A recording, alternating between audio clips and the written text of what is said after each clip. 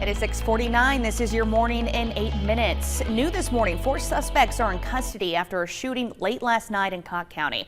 The sheriff's office says it started on Rock Hill Road in Newport and ended on Highway 340 in Parrotsville. Deputies say they held the suspects at gunpoint after they received a violent 911 call. They didn't release any more details. We should learn more this morning. We'll let you know as soon as we know more. Right now, a Cott County woman is in custody after a customer claims she poisoned him with glass cleaner. Well, police say surveillance video shows 32-year-old Crystal Allison putting glass cleaner in the victim's fountain drink at the Kinjo Market in Newport. The manager of the store says she fired Allison after the customer complained of having stomach pain. Police arrested her. She now faces assault charges. And right now, roads in the Greenbrier area of Gatlinburg are still closed after that dangerous flooding Tuesday night. Officials at the campground are hoping to reopen in a week or so. 400 people were evacuated from the campground. More than a dozen were rescued. And take a look at this. This shows the extent of what flooding can do to a car. This car was swept down the river about a mile away from the Greenbrier campground and found at Emmert's Cove completely destroyed. A father and son were caught in the middle of that flooding. Chris Linehan says they woke up to water in their tent and ran for help. They were stuck on a small spot of land for hours inside the campground with rushing water all around them. He says they called 911 4 times, but no one came to rescue them. Thankfully, the water receded and they were able to walk out safely. It was just lucky that we didn't die. It was lucky that I caught my footing after falling underwater with my son in my hands. It was lucky that it stopped raining and didn't give another inch or two. Greenbrier put some campers in hotels for the night, while others were directed towards surrounding campsites. Linehan and his son elected to end their road trip and head home to South Carolina. Well, a lot of people saying they didn't get the code red alert system that's in place to warn people about things like this in Sevier County. The county says there are a lot of factors in play for code red. First, people need to sign up for the service and then choose a voicemail, email, or text message alert. There's also spotty service in the mountains, and of course, many campers were from out of town or out of state. Meanwhile, 44 people are unaccounted for right now after that same weather system flooded parts of southwest Virginia. More than 100 homes are damaged or destroyed. The flooding caused landslides and washed out bridges and roads. No deaths are being reported. The state's governor is declaring a state of emergency.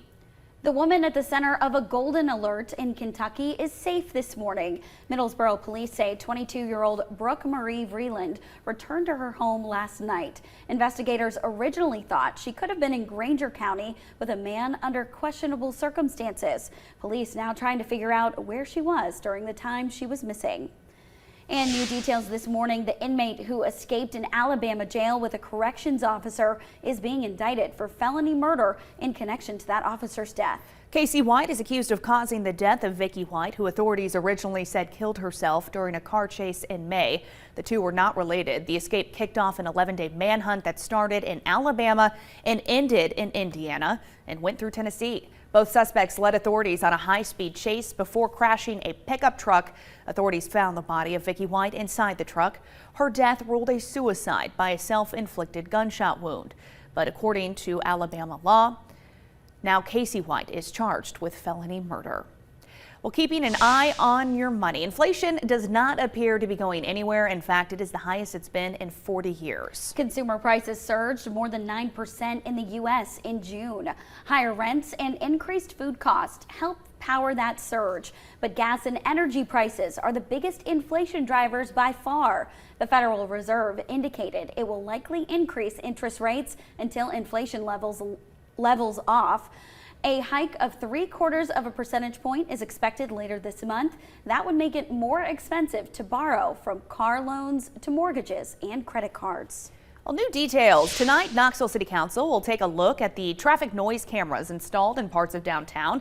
The cameras were installed in February. They're supposed to detect loud vehicles or other noises that cause a nuisance to people living there. Tonight, the council will talk about if it's worth keeping them long term. The workshop starts at 5 o'clock at the City County building. It is open to the public. Meanwhile, the Knox County Planning Commission considering a rezoning plan near a historic monument in south of Knoxville today. The plan calls for the land near the Candoro Marble Arts and Heritage Center in Vestal to be rezoned to allow heavy industrial businesses to set up there. Planning Commission meets at 1:30 this afternoon in the City County building.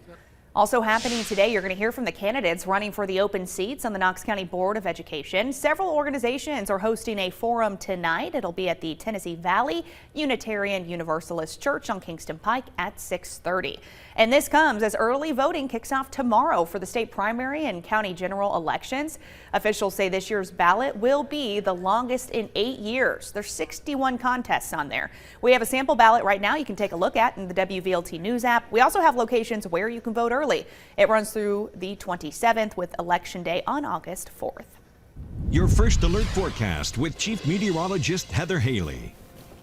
6:55 now with a couple of days off from really rain chances. Today there's only a stray pop-up possible as a couple of clouds move through. All clear, all dry tomorrow. Then the humidity and the rain chances start going back up this weekend. Again, spotty downpours and storms pop up Saturday, looking scattered a Sunday afternoon to evening, but that'll continue into next week. Notice again, it's not a washout. It's scattered coverage, meaning some are stay dry each day and others are getting downpours. That does that up to about 1 to some 2-inch rainfall potential in the Smokies, around 1 inch here far northeast Tennessee to far southeastern Kentucky, and about a 1/2 inch to an isolated inch on the plateau, looking to be about 1/4 to a 1/2 inch in the lower elevations like the valley and then the northern plateau. Again, that's kind of adding it up, big picture painting with a broad brush. But at least today we can just enjoy the mostly clear sky. Yes, I know there's some fog in your way in the southern valley, central valley like Knox to Anderson to Sevier counties, but also driving up I-75 into Campbell, clipping Union here into Whitley County as well, Bell to Harlan. So this morning we're also clear and cooler thanks to lower humidity. 63 Townsend to 67 in Lansing, even 59 Crossville, sitting at 68 right now in Knoxville. 65 in Oak Ridge. Beautiful sunrise happening now. I had to turn my camera around just so I could enjoy the show too. 67 in Knoxville. We'll be in the low 80s at noon though, warming up quick. Just lower humidity for now with that high today of 88.